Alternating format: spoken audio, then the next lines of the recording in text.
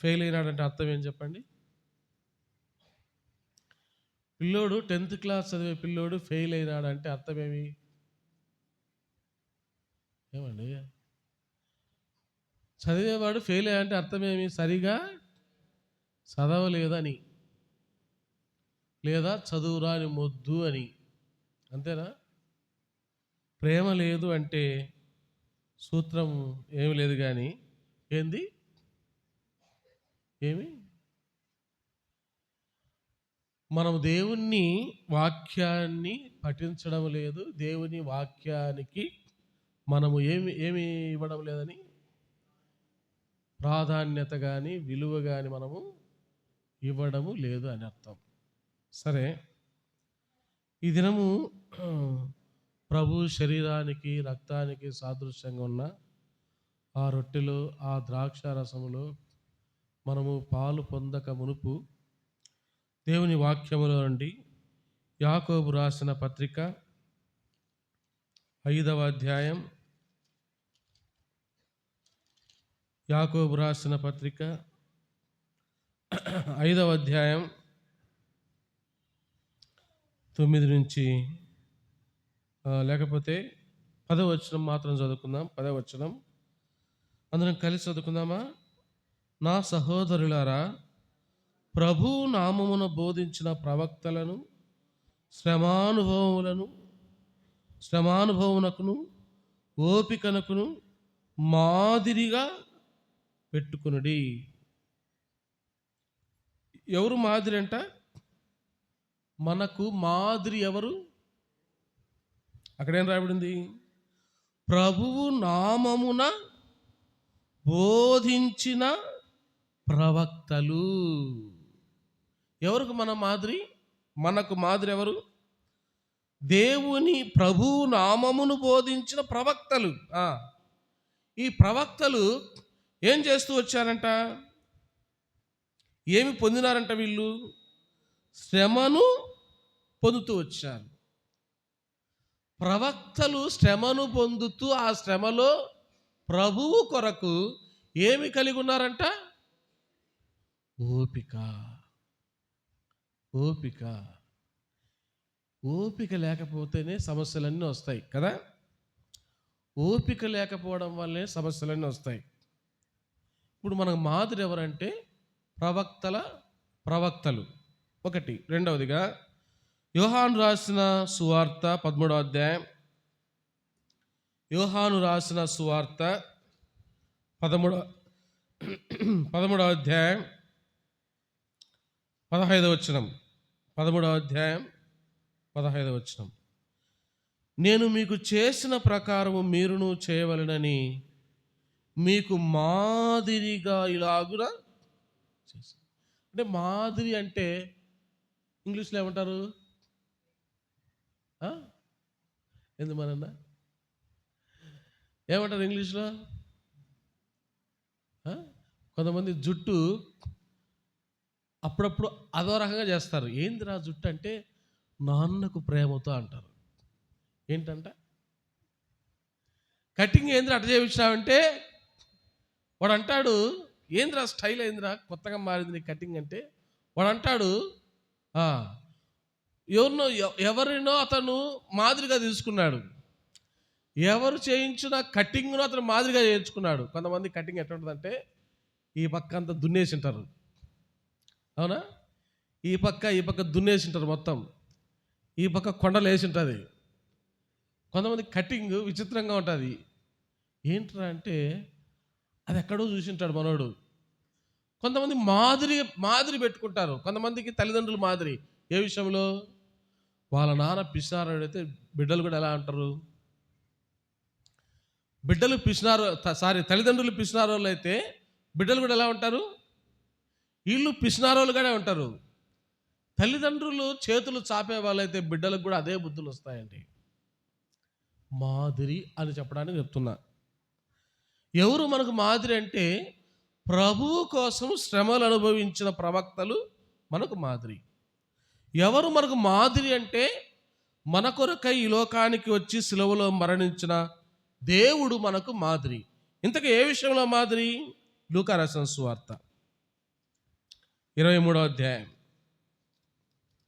34వ వచనం. లూకా రాసిన సువార్త 23వ అధ్యాయం 34వ వచనం. యేసు, తండ్రి, వీరేమి చేయుచున్నారో వీరెరుగరు గనుక వీరిని క్షమించుమని. ఇప్పుడు మనం వాక్యంలో ఏం చూసుకున్నాం? యోహాను రాసిన సువార్త 13వ అధ్యాయంలో ఎవరు మనకు మాదిరి అంట? దేవుడే మనకు మాదిరి. దేవుడే మనకు మాదిరి అయితే దేవుడు ఆ శిలువలో, గుడ్ ఫ్రైడే కదా రాబోతుంది, గుడ్ ఫ్రైడే కదా, బాగా ఉపవాసాలు 40 దినాలు ఉపవాసాలు ఉంటున్నాం కదా. మరి ఏమి మనం నేర్చుకోవాలి గుడ్ ఫ్రైడేని చూసి? మనకు మాదిరి యేసుప్రభు వారు ఏమి ఉంచిపోయినాడు? చాలామంది సిలువలో యేసుప్రభుని ఏం చేశారు? ఉమ్మి వేసినారు, కొరడాలతో కొడుతూ వచ్చినారు, ముళ్ళ కిరీటం పెడుతూ వచ్చినారు, అపహాస్యం చేస్తూ వచ్చినారు. ఏమండి, ఇప్పుడు నన్ను ఎవడన్నా తిట్టాడు అనుకోండి, అదే స్టైల్లో నాకు తినడానికి తిండి లేకపోయినా మీసాలకు సంపెంగ నూనె అనే ఉద్దేశంతో ఏం చేస్తానంటే, వాడు నన్నంటాడా, వాడు నన్నంటాడా, వాడు నన్నంటాడా, ఎన్నిసార్లు అంటామో అన్నమాటే ఎన్నిసార్లు అంటామో కదా.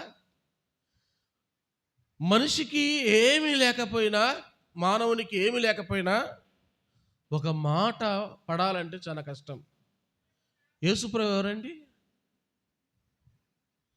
యేసుప్రభు ఎవరండి? నీకంటే గొప్పోడా, మనకంటే గొప్పోడా కాదా?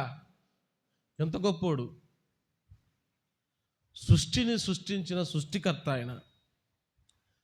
ఆయన చిటికేస్తే, ఒక దూత వస్తే 1,00,000 పైన సైన్యాన్ని చంపగలదు.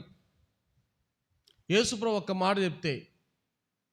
అంత బలాఢ్యుడు, అధికారం కలిగిన వాడు, మహావీరుడు, సార్వభౌమాధికారం కలిగిన దేవుడు యేసుప్రభు. ఎంతగా హింసించారండి యేసుప్రభుని శిలువ పైన.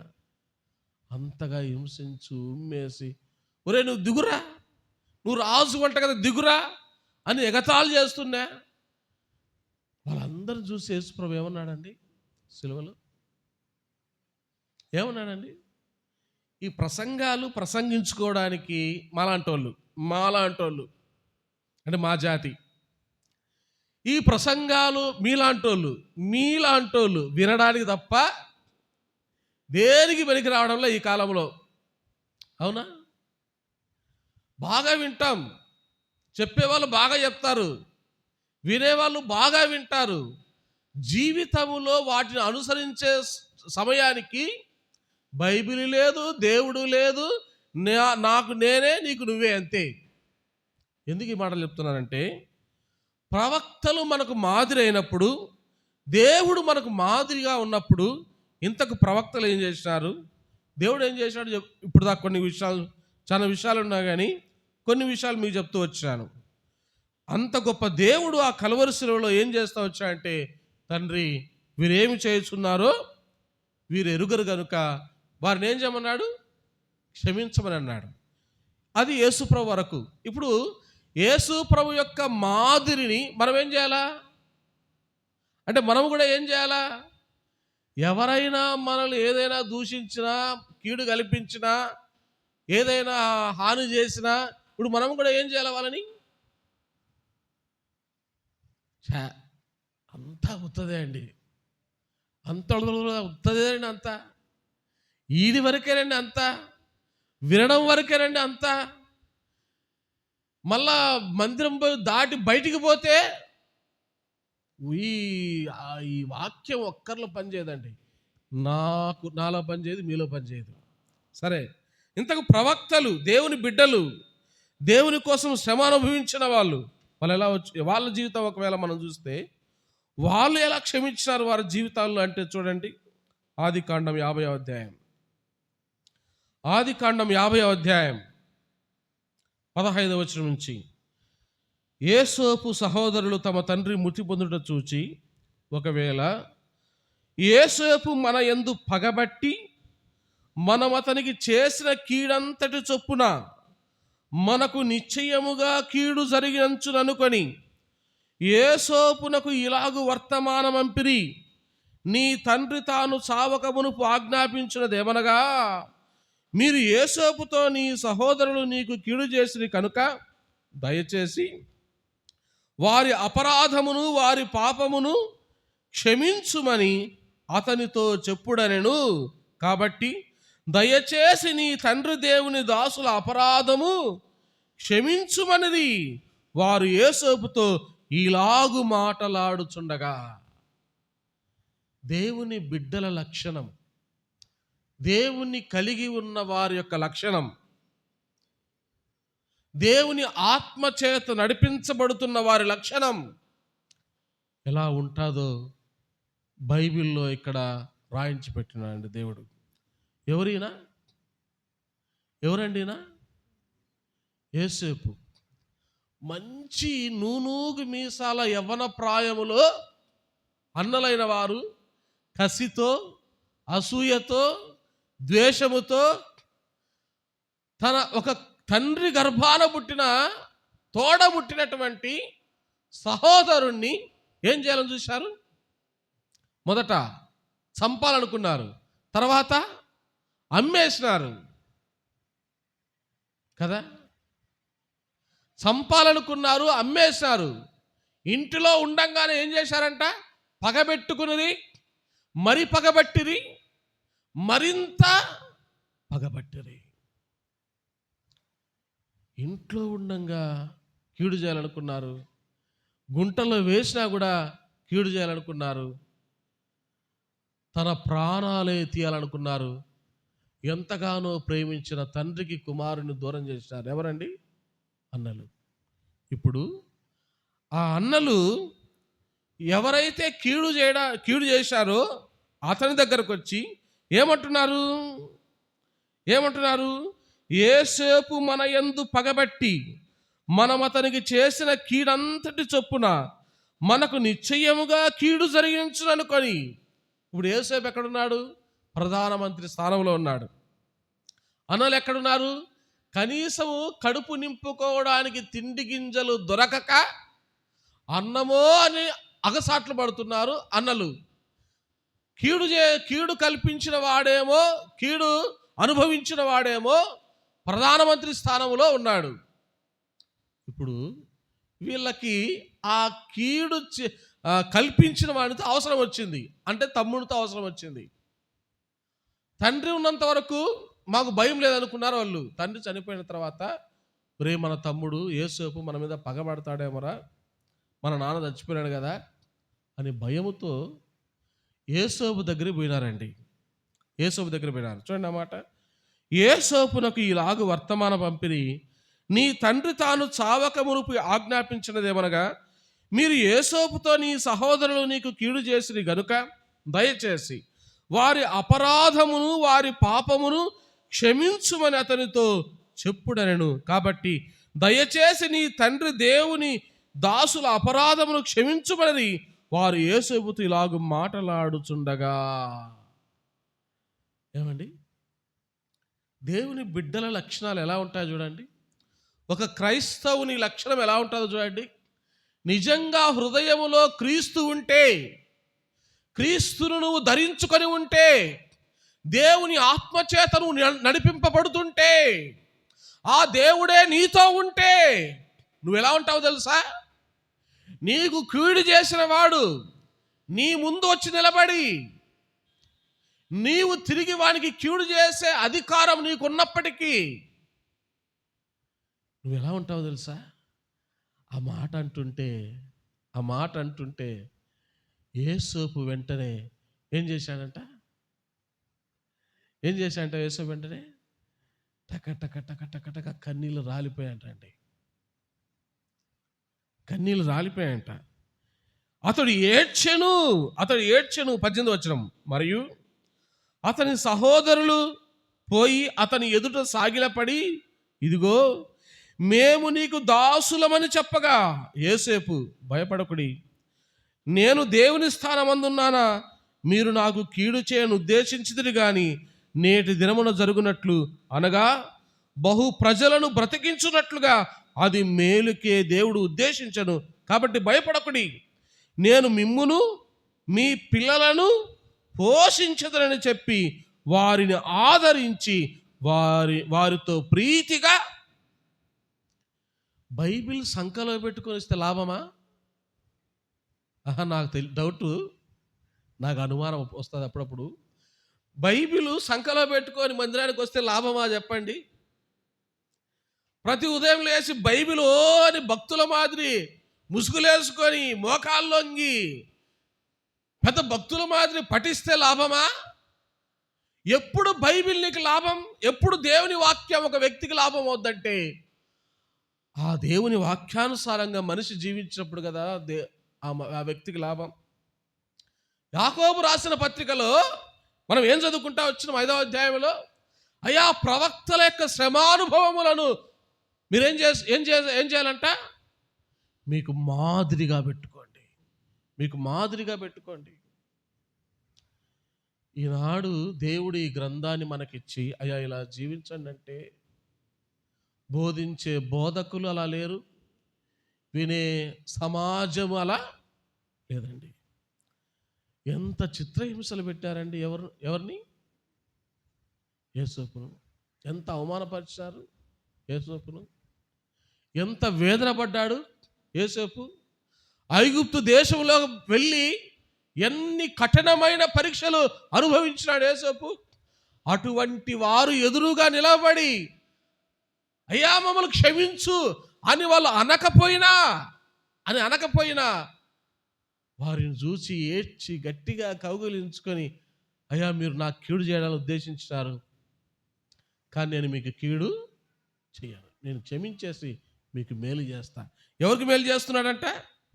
నేను మిమ్మును మీ పిల్లలను. చూసినారా ఎవరికి మేలు?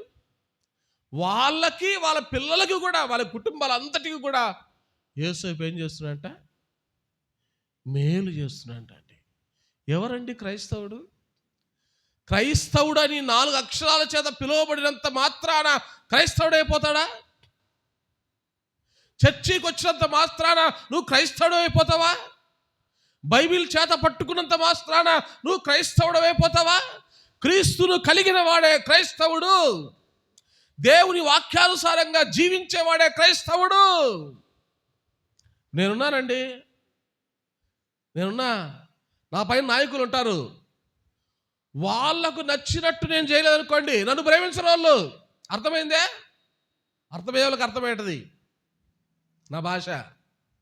నా పైన నాయకులుంటే ఆ నాయకులకు నచ్చినట్లుగా నేను ప్రవర్తిస్తేనే వాళ్ళను ప్రేమిస్తారు తప్ప, లేకపోతే వాళ్ళని ఏం చేస్తారు? ద్వేషిస్తారు. అంటే మనిషికి మనిషి నచ్చాలా, అప్పుడే ఐ లవ్ యూ అంటారు, లేకపోతే ఐ హేట్ యూ అంటారు. అంతేనా? కానీ ప్రవక్తల జీవితాలను చూస్తే వాళ్ళను ద్వేషించిన వారిని సైతం ఏం చేస్తూ వచ్చారంటే క్షమించి, ప్రేమించి, ఆదరించి, పోషిస్తూ వచ్చినాడు. ఎవరు? యేసోపు. అతడండి క్రైస్తవుడు. ఆయన క్రైస్తవుడు. సమూయేలు మొదటి గ్రంథం, ప్రవక్తల శ్రమానుభవం చూడండి. ఎలా ఉన్నారు దేవుని బిడ్డలు? మనకు మాదిరిగా ఎలా ఉంచిపోతూ వచ్చారు వాళ్ళు. సమూయేలు మొదటి గ్రంథం 24వ అధ్యాయం 10వ వచనం. సమూయేలు మొదటి గ్రంథం 24వ మొదటి సమూయేలు 24:10. ఆలోచించుము. ఈ దినమున యెహోవా నిన్ను ఏలాగు గుహలో నా చేతికి అప్పగించునో అది నీ కండ్లారా చూచితివే. కొందరు నిన్ను చంపుమని నాతో చెప్పినను నేను నీ యందు కనికరించి ఇతడు యెహోవా చేత అభిషేకము నొందినవాడు గనుక నా ఏలిన వాని చంపనని నేను చెప్పితిని. నా తండ్రి చూడుము, ఇదిగో చూడుము, నిన్ను చంపక నీ వస్త్రపు చెంగు మాత్రమే కోసితిని గనుక నా వలన నీకు కీడు ఎంత మాత్రము రాదనియు నాలో తప్పిదము ఎంత మాత్రమును లేదనియు నీవు తెలుసుకొనవచ్చును. నీ విషయమై నేను ఏ పాపమును చేయని వాడనై ఉండగా నీవు నా ప్రాణము తీయవలనని నన్ను తరుముచున్నావు. ఈ ప్రవక్త ఎవరండి? దావీదు ప్రవక్తేనా?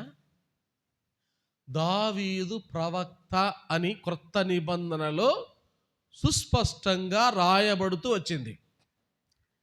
ఇంతకీ ఈ ప్రవక్త పొందిన శ్రమ ఏం చెప్పండి? పిల్లనిచ్చిన మామ, మామూలు మామ కాదు, సన్నమామ కాదు, మేనమామ కాదు. ఏ మామ?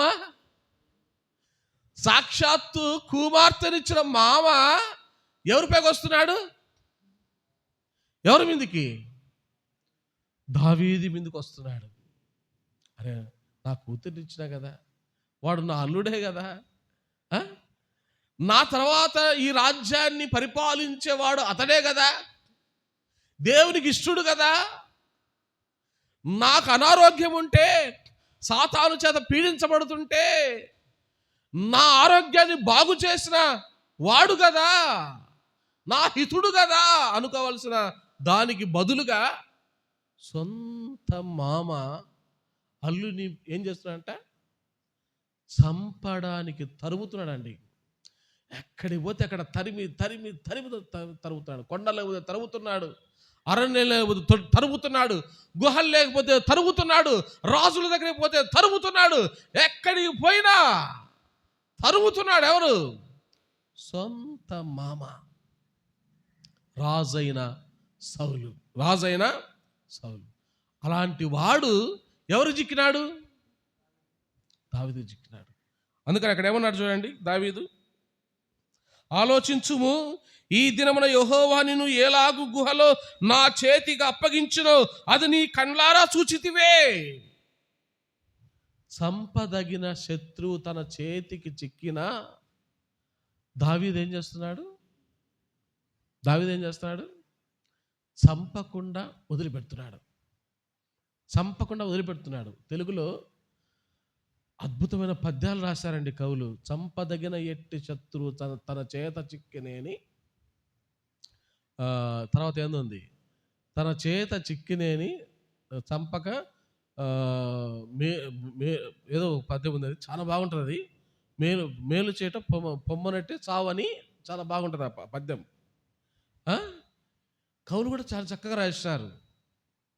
ఇక్కడ ఎందుకు ఆ మాట చెప్తున్నానంటే, ప్రాణాలు తీసేవాడే చేతికి చిక్కిన దావీదు ఏమంటున్నాడంటే చంపడానికి ఇష్టపడ్డంలా. 24వ అధ్యాయం 12వ వచనం, సమూయేలు మొదటి గ్రంథం 24:12, నీకును నాకును మధ్య యెహోవా న్యాయము తీర్చును, యెహోవా నా విషయమై పగ తీర్చును గాని నేను నిన్ను చంపను.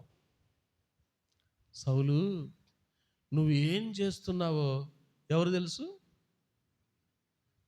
దావీదు అంటున్నాడు, నువ్వేం చేస్తున్నావు ఎవరు తెలుసు? దేవుని తెలుసు. మనిషి ఏమనుకుంటాడంటే, ఏం తిన్నా వాడు అట్లా చేస్తుంటే మీరేం చెప్పరా, మీరేం దండించరా, మీరేం మాట్లాడరా? ఎందుకు మాట్లాడాలా? ఎందుకు దండించాలా? ఎందుకు కేసులు పెట్టాలా? వానికి శిక్ష విధించేవాడు ఎవరు? దేవుడు. వానిపైన కసి తీర్చుకునేవాడు ఎవరు? ఏమండి, ఇప్పుడు మీకు డౌట్ రావాలా? సిలువలో క్షమించమన్న దేవుడు కసి తీర్చుకుంటాడా? చెప్పండి. ఇంకా చెప్తారు ఎవరన్నా? ఇంకా ఏమన్నా? ఏం ప్రవీణ్ అన్నా, ఇమ్మనేలన్నా, సిలువలో క్షమించమని చెప్పిన దేవుడు పగ తీర్చుకుంటాడా? వచ్చేవారని చెప్తానండి, దాని గురించి మళ్ళీ చెప్తా. ఎందుకంటే చాలామంది ప్రజలు ఏమంటారంటే, ఇంత జరుగుతుంటే దేవుడు చూస్తుంటాడు కానీ ఏమనన్నా మనమే యాక్షన్లోకి దిగాల, AK-47 తీసుకుని టక్ టక్ టక్ టక్ కాల్చిపడేయాలా, వాళ్ళు ఉండకూడదు భూలోకంలో అన్నట్టు మాట్లాడతాం. అవునా? కానీ దావీదు మహారాజు ఏమంటున్నాడు? యెహోవా నీకును నాకును మధ్య న్యాయాధిపతి తీర్పు తీర్చునుగాక, ఆయనే సంగతి విచారించి నా పక్షమున వ్యాజ్యమాడి నీ వశము కాకుండా నన్ను నిర్దోషినిగా తీర్చునుగాక. కాబట్టి మన పక్షాన పగ తీర్చేవాడెవరంటే దేవుడు. 17వ వచనం చూడండి. 17వ వచనం, దావీదు ఇట్లనెను, యెహోవా నన్ను నీ చేతికి అప్పగింపక నన్ను చంపక విడిచినందుకు ఈ దినమున నీవు నా అపకారమునకు ఉపకారము చేసిన వాడవై. దావీదు ఏం చేశాడంట? సౌలు ఏం చేశాడు? దావీదుకి అపకారం చేశాడు. దావీదు సౌలుకి ఏం చేశాడంట? ఉపకారం చేశాడు. అపకారికి నుపకారము విపరీతము కాదు చేయ వివరింపగన్, నపకారికి నుపకారము నెపమెన్నక చేయువాడే. ఏమి వెళ్ళినారండి, రాశారండి పద్యాలు కవులు. బైబిల్ కూడా అదే చెప్తాంది.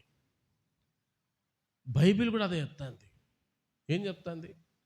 అపకారి తన చేతికి చిక్కితే సౌలు అంటున్నాడు, చంపాలనుకున్నవాడు అంటున్నాడు, అయ్యా దావీదు, నేను నీకు అపకారం చేసిన, కానీ నువ్వు నాకేం చేస్తున్నావు? ఉపకారం చేస్తున్నావు. సౌలు చేత దావీదు ఎన్ని శ్రమలు అనుభవించాడండి. తన కన్నీళ్లు తాను తాగుతూ వచ్చాడండి దావీదు తన కన్నీళ్లు తాను తాగుతూ వచ్చినాడు. ఏమండి, దావీదు ఎంత బలాఢ్యుడండి, ఎంత బలాఢ్యుడండి దావీదు. సౌలు ఒక లెక్క దావీదుకి చెప్పండి అనుకుంటే, గుహలో దొరికినాడు, నా సామిరంగా ఒక్క గుద్దు గుద్దితే ఏమైపోతాడు సౌలు? ఆన్నే ఏం చెప్పరే? గుహలో దొరికిన సౌలు గుహలో దొరికితే దేవుడే అవకాశం దావీదుకి ఇస్తే ఒక్క గుద్దు గుద్దినాడుకో దావీదు, సౌలు ఏమైపోతాడు? ఆన్నే ఎల్లికలు పడుకుంటాడు, అంతే, లేడు ఇంకా. ఎవరు? అంతటి బల పరాక్రమం గలవాడు ఎవరండి? యాకోబు రాసిన పత్రిక 5వ అధ్యాయంలో, అయ్యా మీరు ఆ ప్రవక్తలను మాదిరిగా పెట్టుకోండి. ఎందుకు మాదిరి? శత్రువులకు సహితం ఉపకారము చేసిన వాళ్ళు తప్ప అపకారము చేయని వాళ్ళు. ఎవడండి క్రైస్తవుడు? క్రైస్తవుడు అంటే ఎవరండి? మా అన్న, సొంతం మా అన్న. నేను ఇంటికి పోతే ఏమన్నా తెలుసా? మా అన్న పక్కా హిందూ. మా భార్య చూసింది మా వాళ్ళని, వాళ్ళు రూపాయి బిల్లు ఉంటుంది కదా, అర్ధ రూపాయి బిల్లు, సారీ రూపాయి బిల్లు కూడా కాదు, అర్ధ రూపాయి బిల్లు ఉంటుంది కదా, అర్ధ రూపాయి బిల్లు అంత బొట్టు పెడతారు, ఇక్కడ పెడతారు. ఆమె చూసి, మా భార్య చూసి, ఏంది మీ వాళ్ళంతా ఏంది ఇలా ఉన్నారే, మీ వాళ్ళంతా ఏంది ఇట్లున్నారే అని ఆమెకి దిమ్మ తిరిగి మైండ్ బ్లాక్ అయిపోయింది ఆమెకి. ఏంది మీ వాళ్ళంతా ఇట్లున్నారే అని. అంతేనమ్మా, వాళ్ళలో దేవుడు నన్ను పేరుపరిచాడమ్మా అని అనుకున్నాను నేను మనసులో అనుకున్నా. మా అన్న హిందూ, హైందవుడు. ఇంటికి పోతే ఎవరో తెలుసానండి, క్రైస్తవుడు అంటే ఎవరో తెలుసా అని నాకు పాఠం చెప్తున్నాడు. ఎవరు అంటే ప్రేమించేవాడంట. ఎవరంట? ప్రపంచం క్రైస్తవుడు అంటే ఏం గుర్తుపెట్టుకుని చెప్పండి? ప్రపంచం క్రైస్తవుడు అంటే ఏం గుర్తుపెట్టుకుని చెప్పండి? ప్రేమించేవాడు. ఈనాడు ఎందుకంటే ఒకే సంఘానికి వస్తాం, ఒకే సంఘంలో ఉంటాం, ఒకే ఊరిలో ఉంటాం, ఒకే గ్రామంలో ఉంటాం, కానీ ఒకరంటే ఒకరికి ఎందుకు పడతారు చెప్పండి? మనం క్రైస్తవులము ఎలా అవుతాం చెప్పండి? వాళ్ళ మాదిరికరమైన జీవితం మనలో ఎలా ఉంటుంది చెప్పండి? ఒక సహోదరుడు ఇంకా బాప్తిస్మం తీసుకోలేదండి. మొన్న వాళ్ళ ఇంటికి పోతా వచ్చిన, పేరు చెప్పండిలేండి, పేరు చెప్తే పొగిడితే కొంతమందికి తేలు కుట్టేట్టుంటాయి కాబట్టి పొగడకూడదని మా తీర్మానం చేసుకున్నా. ఒక సహోదరుడు ఇంటికి వెళ్ళాడు, బాప్తిస్మం తీసుకోలే. ఇంకా సహోదరుడు ఏమన్నాడు తెలుసా? అన్నా, వాళ్ళు మనోళ్ళు కొట్లాడుతుంటే ఆ పక్క ఆ అంగడి వీధులు అంతా అన్యున్న వాళ్ళు దారి వెంబడి పోయి కొట్లాడుతుంటే దేవునికి అవమానం కదా. నాకు ఏం మాట్లాడు నాకు అర్థం కాలే. ఎవరా మాట్లాడింది? ఒకప్పుడు ఫైటింగ్ అంటే ఇష్టపడిన వ్యక్తి. అర్థమైందా? మీ ఊర్లోనే ఉంటాడండి, మీ ఊరోడే, పేరు చెప్పలే. ఫైటింగ్ అంటే డుషుం అంటే బాగా ముందుకు పోయేవాడు. అటువంటి వ్యక్తి ఇప్పుడు ఆ మాట అంటే నాకు ఆశ్చర్యం వేసింది. ఎవరండి క్రైస్తవుడు? ఎవరండి క్రైస్తవుడు? చంపదగిన శత్రువు తన చేతికి చిక్కితే అపకారానికి బదులు ఏం చెబుతున్నాడంట? ఒక్కోసారి మేము అనుకుంటా అంటాం, ఎవరైనా ఇంటికి వస్తే మేము అనుభవం చెప్తున్నామండి, మాకు అంతంత మాత్రమే. ఎవరన్నా వస్తే అసలు మాకున్న దాంట్లోనే ఏదో ఒకటి పెట్టి పంపించినంత వరకు మా మనసులో ఉండదు. పిల్లలు వచ్చి ఈరోజు బిడ్డలు వచ్చినారు, పరిచయం చేసినారు. రాజు, కుమార్, కార్తీక్, బబులు, తర్వాత మనోజ్ బిడ్డలు వచ్చినారు, పరిచయం చేసినారు. సమయానికి కనీసం వాళ్ళకి టీ నీళ్ళు కూడా ఇవ్వలేకపోతే మాట ఇచ్చిన, రేపటి నుంచి మీరంతా పరిచయం చేస్తే మీకు బూస్ట్ ఇస్తా అని చెప్పిన. ఏమిస్తాం? ఒక్కోసారి మేము ఏముంటుందో తెలుసా, ఏమీ ఎవరికి ఇవ్వకుండా అంటే బాగుంటుందిలే, మన పరిస్థితి అక్కడికక్కడే అనుకుంటామండి. మేము భార్యాభర్తలు మేము అనుకునేది. మళ్ళీ మాకేమనిపిస్తుంది తెలుసా, ఎవరన్నా సమయానికి పరిచయం చేసే వాళ్ళైనా, మందిరంలో మరీ ముఖ్యంగా పరిచర్యలు చేసే వాళ్ళు వస్తే ఏదైనా సరే ఆ సమయానికి ఇవ్వాలనే తాపత్రమే తప్ప ఉత్త చేతు వాళ్ళని ఊరికే పంపించకూడదనే ఒక ఆలోచన. ఎందుకు చెప్తున్నా అంటే, మేము చూడు ఎంత గొప్ప అని కాదండి, చెప్పుకోవడానికి కాదు. దైవ సంబంధమైన ప్రేమను క్రియల రూపంలో మనం ఏం చేయాలా? చూపించగలగాల. అది ఎవరు చేశారు ఇక్కడ? దావీదు. ఏమన్నాడు ఇక్కడ చూడండి, 24వ అధ్యాయం, సమూయేలు మొదటి గ్రంథం 24వ అధ్యాయం 24వ అధ్యాయము 18 వచనం చూడండి. 18 లేకపోతే 15 చూడండి. 15 యెహోవా నీకును నాకును మధ్య న్యాయాధిపతి తీర్పు తీర్చును గాక. ఆయనే సంగతి విచారించి నా పక్షాన వ్యాజ్యమాడి నీ వశము కాకుండా నన్ను నిర్దోషునిగా తీర్చునుగాక. దావీదు ఈ మాటలు సౌలుతో మాట్లాడి చాలింపగా. ఒక మాట ఉంటుంది చూడండి అక్కడ, ఒక మాట, ఆయనే సంగతి విచారించి నా పక్షమున వ్యాజ్యమాడి. చూడండి, రోమీలకు రాసిన పత్రిక 12వ అధ్యాయం, రోమీలకు రాసిన పత్రిక 12వ అధ్యాయము 19 వచనం. రోమీలకు రాసిన పత్రిక, ప్రియులారా మీకు మీరే పగ తీర్చుకొనక దేవుని ఉగ్రతకు చోటివ్వడి. పగ తీర్చుట చాలు. దేవుని బిడ్డలతో దేవుడు ఏం చెప్తున్నాడంటే, నువ్వు మందిరానికి వచ్చే వాళ్ళైతే, వాక్యం చదివే వాళ్ళైతే, మీ హృదయాల్లో దేవునికి చోటిచ్చే వాళ్ళైతే, దేవుడినితో ఏం మాట్లాడుతున్నాడు సార్? ఒకవేళ మీకు ఎవరైనా హాని చేసింటే, ఎవరైనా మిమ్మల్ని ఇబ్బంది పెడుతుంటే, మిమ్మల్ని ఎవరైనా బాధ పెడుతుంటే, మీరు ఎవరికి అప్పగించుకోవాలంట? దేవునికి అప్పగించుకోవాలంట. అప్పుడు మీ పక్షాన యుద్ధము చేసేవాడు, మీ పక్షాన వ్యాజ్యమాడేవాడు, మీ పక్షాన పగ తీర్చుకునేవాడు ఎవరంట? ఇప్పుడు నేను యేసుపాదమును కొట్లాడుకున్నామనుకోండి, ఊరికే అంట మళ్ళీ యేసుపాదం గురించి ఎవరిని పొగుడుతున్నాడు, ఏమి ఇచ్చున్నాను మాత్రం అనుకోవద్దండి. ఈరోజు చాలామంది రాలా, కొన్ని విషయాలు చెప్దాం అనుకున్నా నా గురించి, చాలామంది రాలా. నెక్స్ట్ వీక్ చెప్తా, ఖచ్చితంగా చెప్పాలా, ఎందుకంటే చాలా ఇదిగా ఉంది. మళ్ళీ అట్లా అనుకోవద్దండి. ఇప్పుడు కొట్లాడుకున్నామనుకోండి, ఇప్పుడు అన్నేమో బలవంతుడు, నేనేమో చిన్నోడిని. ఇప్పుడు అన్న నా పైన పగ తీర్చుకోవాలంటే ఏమైనా చేయగలడు. ఎంతవరకు పగ తీర్చుకోగలడు నా పైన? స్టేషన్లో వేసి అక్కడ ఏదో చేయగలడు. అదే దేవునికి అప్పగిస్తే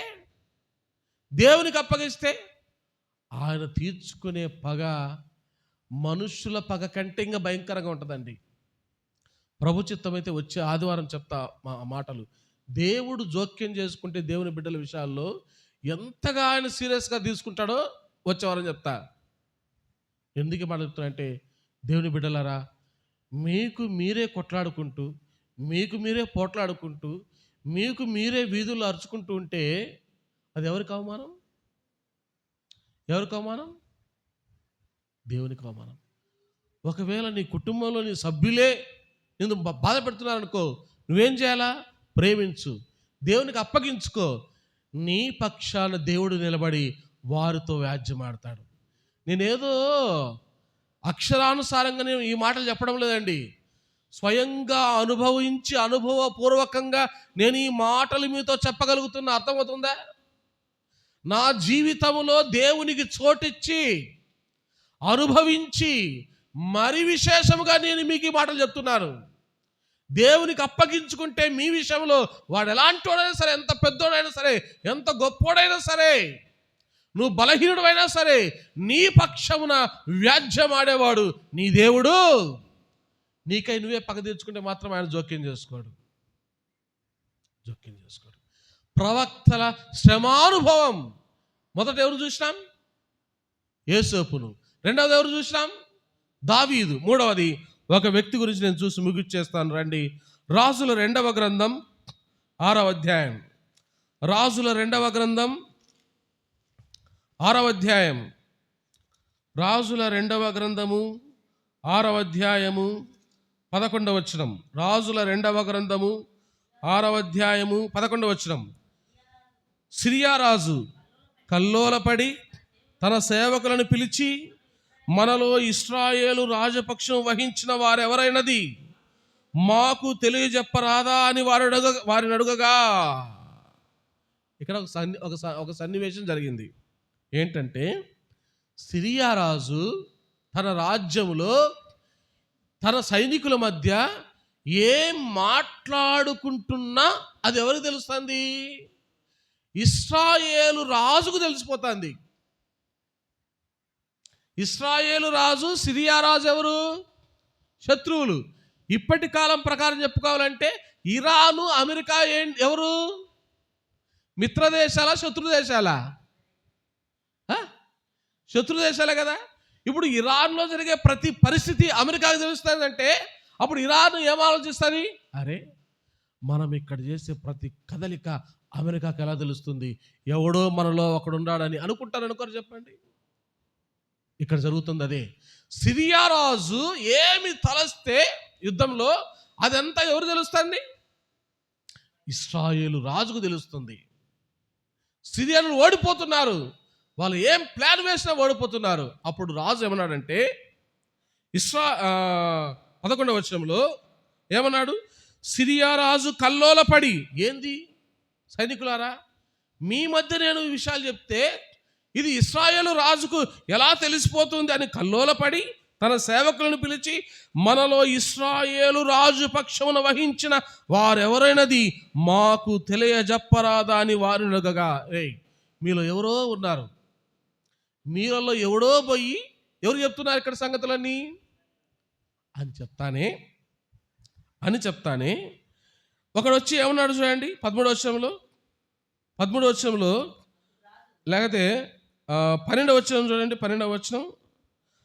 అతని సేవకులలో ఒకడు, రాజవైన నా ఏలినవాడా, ఇశ్రాయేలు రాజపక్షమున ఎవరునూ లేరు గాని ఇశ్రాయేలులోనున్న ప్రవక్తయగు ఎలీషా మీ అంతఃపురమందు మీరు అనుకొనిన మాటలు ఇశ్రాయేలు రాజునకు. రాజు, మనలో ఎవరు లేరు నాయన చెప్పేవాళ్ళు ఇక్కడ వాళ్ళు. అయితే ఒక దైవజనుడు ఉన్నాడు, దేవుని ఆత్మ కలిగిన దైవజనుడు ఒకడు ఉన్నాడు. ఎవరైనా? ఎలీషా. నువ్వు ఇక్కడ ఏం మాట్లాడుకుంటే ఆ విషయాలన్నీ కూడా ఎవరు తెలుస్తున్నాయి? ఎలీషా తెలుస్తున్నాయి. కాబట్టి మన విషయాలన్నీ చెప్పేవాడెవరు? ఎలీషా. ఇప్పుడు ఏం చేయాలన్నా చూడు 13వ వచనంలో. అందుకు రాజు, మేము మనుషులను పంపి అతన్ని తెప్పించినట్లు నీవు వెళ్ళి అతడుండు చోటు చూసి రమ్ము అని సెలవీయగా, అతడు దోతానులో ఉన్నాడని వర్తమానము వచ్చెను. 23వ వచనం చూడండి. 23వ వచనం, లేకపోతే క్షమించండి 15వ వచనం. దైవజనుడైన అతని పనివాడు పెందడకల లేచి బయటికి వచ్చినప్పుడు గుర్రములను రథములను గల సైన్యము పట్టణమును చుట్టుకొని కనబడెను. అంతటా అతని పనివాడు, అయ్యో నా ఏలినవాడా, మనం ఏమి చేయదమని ఆ దైవజనుడితోననగా. ఇప్పుడు రాజు ఏం చేసినాడు? సిరియా రాజు ఎవరైతే ఇశ్రాయేలులకి విషయాలని చెప్తున్నాడో, సిరియా రాజు సంగతులన్నీ, ఇప్పుడు ఆ దైవజనుని చంపడానికి పట్టుకోవడానికి పెద్ద సైన్యాన్ని పంపించినాడు. ఎవరు? సిరియా రాజు. ఇప్పుడు దోతానులో ఎవరున్నారు? ఎలీషా ఉన్నాడు. ఆ దోతానులో ఉన్న ఎలీషా ఊరికి పోయి మొత్తం చుట్టుకున్నారు. ఎవరిని పట్టుకోవడానికి? మొత్తం ఎవరు వచ్చారంట? చూడండి ఆ మాట 15వ వచనంలో, దైవజనుడైన అతని పనివాడు పెందల కడ లేచి బయటికి వచ్చినప్పుడు గుర్రములను రథములను గల సైన్యము పట్టణము చుట్టుకొని ఉండుట కనబడెను. మొత్తం పట్టణాన్ని చుట్టేశారంట. ఎవరిని పట్టుకోవడానికి? ఎవరిని చంపడానికి? ఎవరిని చెరగా తీసుకోవడానికి? ఎలీషా అనే దైవజనుని. ఏమంటే నువ్వు నేనైతే ఏం చేస్తాను చెప్పండి? వెంటనే రాజుకు ఫోన్ చేసి, హలో ఇశ్రాయేల్ రాజా, నీకు ఇప్పుడు దాకా అనేక విషయాలు చెప్తా వచ్చినా కదా, ఏదో సిరియా రాజు నన్ను పట్టుకోవడానికి సైన్యాన్ని తీసుకొచ్చాడు, వెంటనే పంపించు కమాండర్స్ని, వాళ్ళందరూ గుర్రాలను రథాలను నా కొరకు పంపించు అని ఏం చేస్తాం? మనమైతే ఫోన్ చేస్తాం. ఇక్కడ విశేషం ఏదో తెలుసా? సైన్యాన్ని ఓడించడానికి ఎలీషా చేసిన ఒక గొప్ప పని ఏదో తెలుసా? ఇప్పుడు రండి చూద్దాం.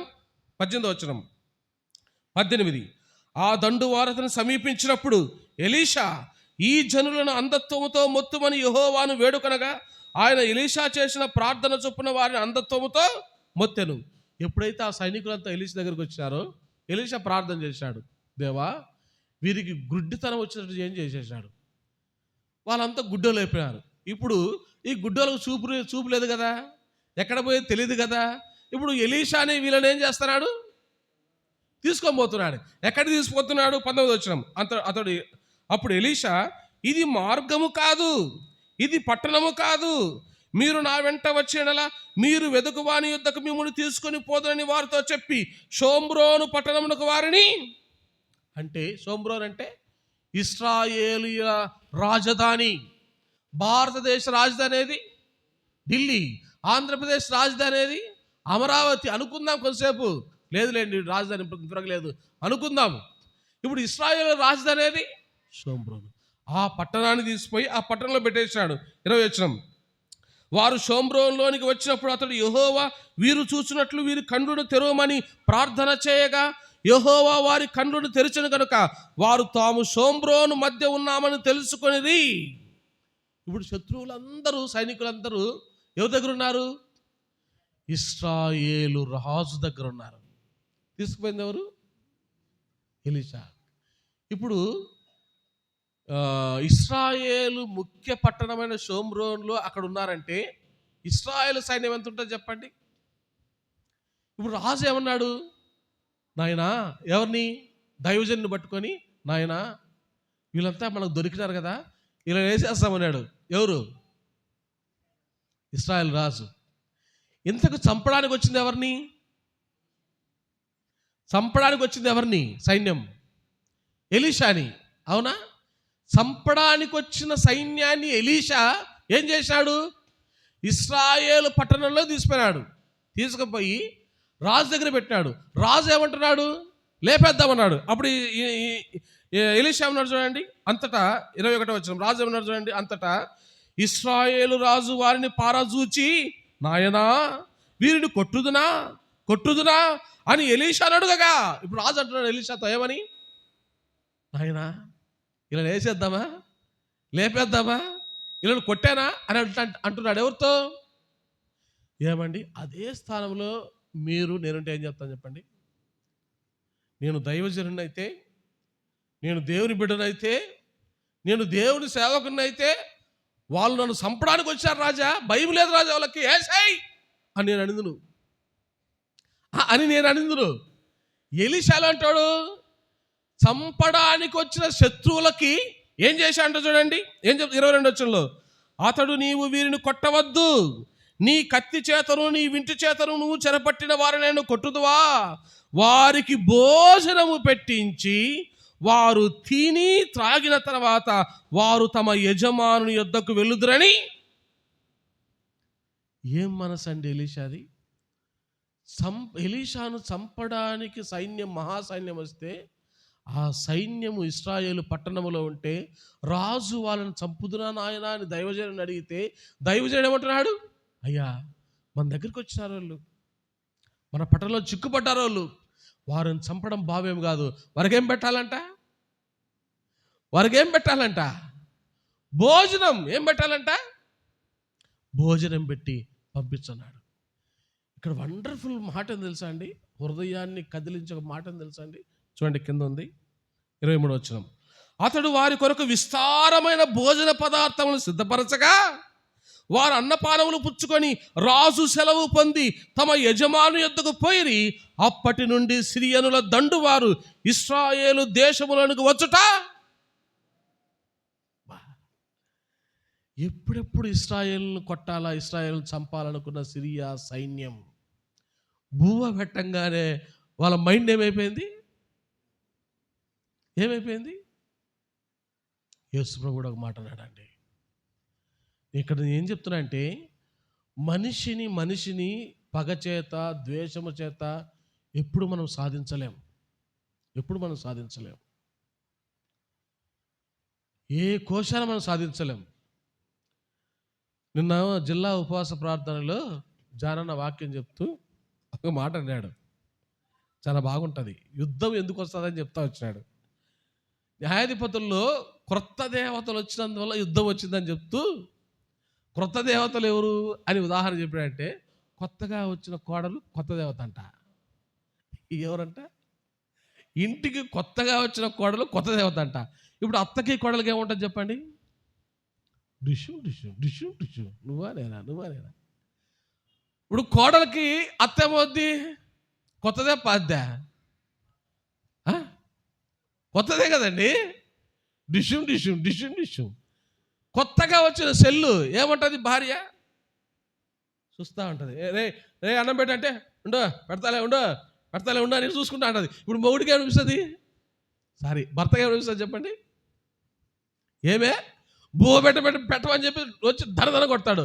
యుద్ధం దేని వల్ల వచ్చింది? కొత్తగా వచ్చిన వారి వల్ల. ఎందుకు చెప్తున్నానంటే, చాలా చక్కగా చెప్తా వచ్చాడు దైవజనుడు అన్నమాట.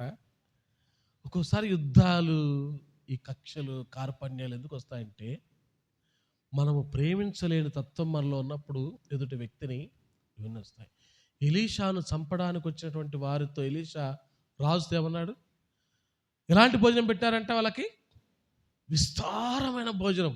చికెన్ మటను పాయసం, శనగబాల పాయసం.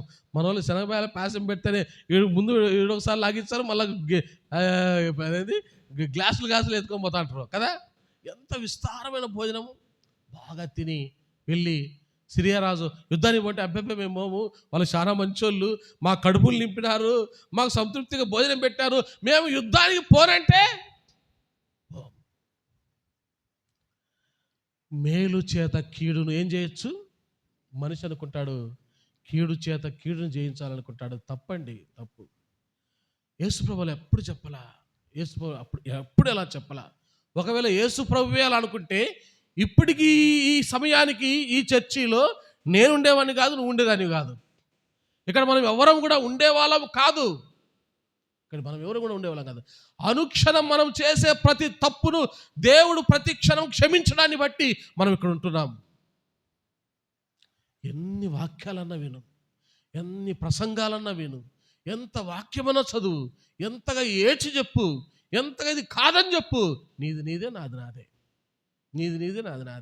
చూడండి యేసుప్రభు ఏమన్నాడు చూడండి. మార్కు రాసిన సువార్త, లేకపోతే మార్కు రాసిన, లేకపోతే 12వ రోమీయులకు రాసిన పత్రిక చూడండి. రోమీయులకు రాసిన పత్రిక 12వ అధ్యాయం 20వ వచనం.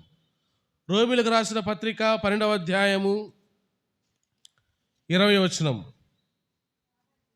కాబట్టి నీ శత్రువు ఆకలి కొని ఉంటే అతనికి భోజనం పెట్టు. ఇది సాధ్యమా అండి?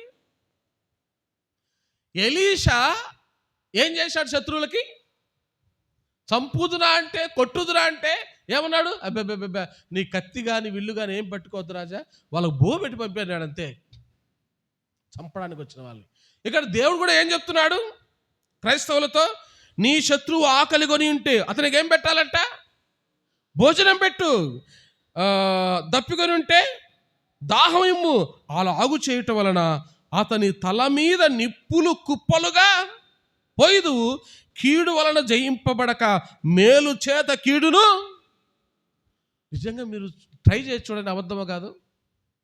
మిమ్మల్ని బాగా ద్వేషించే వాళ్ళని ఇంటికి పిలిచి, ఇప్పుడు పుల్లయ్య అన్న ఉన్నాడు అనుకోండి, నేనంటే బాగా కోపం అనుకో, ఇప్పుడు నేనేం చేయాలా? పుల్లయ్యనని అన్న రా అన్న నీతో పని ఉంది అని చెప్పేసి ఇంటికి పిలిచి మేకను లేదా ఏదన్నా వేసేసి బాగా భోజనం సిద్ధపెట్టి పెట్టా అనుకోండి, ప్రాక్టికల్గా మీరు చూడండి, అనుభవం చూడండి, అతని మనస్సు మారకపోతే నన్ను అడగండి.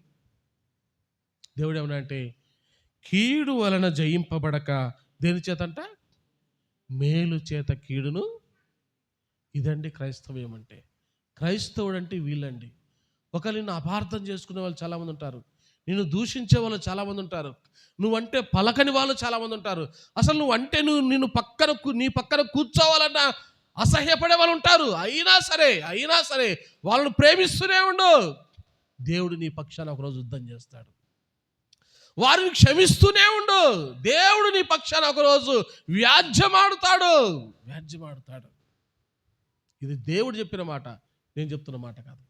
కానీ మనిషి ఏం చేస్తాడంటే, ఒక చిన్న సంఘటన జరిగినా అది మనసులో పెట్టుకొని వాడు కనపడినప్పుడల్లా మూతి ముడుచుకోవడం, కళ్ళెర్ర చేయడం, కుక్క మీదనో కాకి మీదనో గద్ద మీదనో ఆ ఎనుము మీదనో దేని మీద పెట్టి ఇది ఎప్పుడు వస్తుంది, వాడెప్పుడు. ఎందుకండి అని చెప్పండి. ఇది క్రైస్తవుల లక్షణమా చెప్పండి? వీళ్ళ క్రైస్తవులు చెప్పండి? దేవుడు ఇదే క్రైస్తవులకు నేర్పించింది చెప్పండి? క్రైస్తవుడు దేవుని దగ్గర నేర్చుకునేది ఇదా చెప్పండి? ఏమన్నాడు చూడండి దేవుడు. మార్కు రాసిన సువార్త 11వ అధ్యాయం 2 వచనాలు చూసి నేను ముగిచ్చేస్తాను. మార్కు రాసిన సువార్త 11వ అధ్యాయం 25వ వచనం. మార్కు 11:25. మీరు ఒకరి మీద విరోధమేమైనా కలిగి ఉన్నడలా మీరు నిలవబడి ప్రార్థన చేయనప్పుడలను వాని క్షమించుడి, అప్పుడు పరలోకమందున మీ తండ్రి మీ పాపములు క్షమించును. ఎప్పుడు దేవుడు నీ పాపాలు క్షమిస్తాడు చెప్పరేమండి? దేవుడు నీ పాపములు ఎప్పుడు క్షమిస్తాడు? నీవు నీ సహోదరుని పాపములు క్షమిస్తే దేవుడు కూడా నేనేం చేస్తాడంట? ఒకవేళ నేను చెప్పే మాటలు మీకు కఠినంగా ఉండొచ్చు, ఇది ఆచరణాత్మకంగా లేకపోయి ఉండొచ్చు, ఇలాంటి బోధ మీరు ఎప్పుడు వినకపోయి ఉండొచ్చు, కానీ చెప్పక తప్పదండి, చెప్పక తప్పదు. చూడండి, ఎఫెసీయులకు రాసిన పత్రిక 4వ అధ్యాయం 32వ వచనం. ఒక 2 వచనాలు చూపించి నేను ముగిస్తాను. ఎఫెసీయులకు రాసిన పత్రిక 4వ అధ్యాయం 32వ వచనం. ఒకని ఎడల ఒకడు దయగలిగి కరుణాహృదయులై క్రీస్తునందు దేవుడు మిమ్ము క్షమించిన ప్రకారం మీరును ఒకరినొకరు. యోసేపు ఏం చేశాడు అన్నల్ని? దావీదు ఏం చేశాడు సౌలుని? యేసు ప్రభు పాపాత్ములైన వారు ఏం చేశాడు సెలవులో? మనం ఏం చేయాలంట? అయ్యా మీరు కరుణాహృదయులై ఒకరినొకరు ఏం చేయాలంట? ఏమండి నాకు చిన్న మాట అంట, పగ తీర్చుకుంటే అప్పటికి తృప్తి అండి. పగ తీర్చుకుంటే అప్పటికే తృప్తి. ఒక వ్యక్తి పైన ద్వేషము అసూయ పెట్టుకుంటే అది మనిషి ఆరోగ్యానికి కూడా క్షేమం కాదండి. డాక్టర్లు అడిగిపోయి చెప్తారు అది వ్యక్తి ఆరోగ్యానికి కూడా క్షేమం కాదు. నీకు కీడు చేసిన వానికి కూడా నువ్వు మేలు చేయి, ఈడ కలిగే ఆ సంతోషము అంతా ఇంత కాదండి. మంచి మనసుతో నువ్వు మేలు చేయి, పవిత్రమైన మనసుతో నువ్వు సహాయం చేయి. నీకు కీడు చేసిన వాళ్ళకి నీ హృదయం ఎంత సంతోషపడుతుంది తెలుసా, ఎంత ఉప్పొంగుతుంది తెలుసా? నాకు కీడు చేసిన వారికి కూడా నేనేం చేసిన? మేలు చేసిన అనే ఆలోచన నీకు వస్తుంది, సంతృప్తిని కలుగుతుంది. నేను 2 మాటలు చెప్పి ముగిచ్చేస్తాను. కొలస్సీ 3:13 చూడండి. కొలస్సీలకు రాసిన పత్రిక 3వ అధ్యాయం 13వ వచనం. కొలస్సీలకు రాసిన పత్రిక 3వ అధ్యాయం 13వ వచనం. ఎవడైనను తనకు హాని చేసెనని ఒకడినొకడు అనుకొనినలా ఒకరినొకడు సహించుచు ఒకరినొకడు క్షమించుడి, ప్రభువు మిమ్మును క్షమించులాగున మీరును. ఎలా ఉండాలండి క్రైస్తవులు అంటే?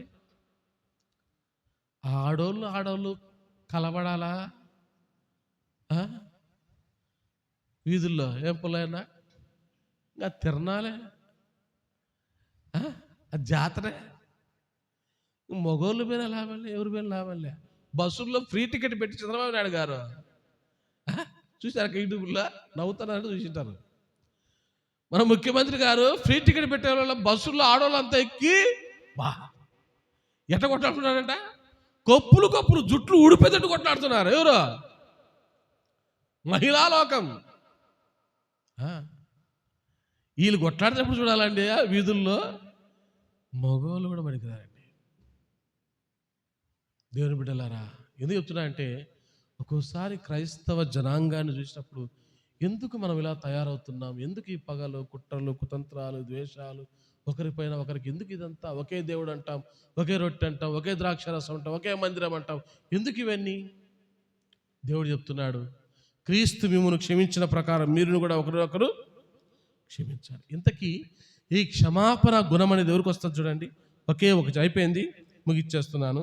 సామెతల గ్రంథం 19వ అధ్యాయం 11వ వచనం. సామెతల గ్రంథం 19వ అధ్యాయం 11వ వచనం చదవండి. ఎవరన్నా మీ బైబిల్ ఏం రాయబడి ఉందో చదవండి అన్న. సామెతలు 19:11 చదువుతారా? ఒకని సుబుద్ధి వానికి దీర్ఘశాంతము, తప్పులు క్షమించుట అట్టి వానికి. తప్పులు క్షమించగలవాడు ఎవడు తెలుసా? సుబుద్ధి కలిగిన వాడండి.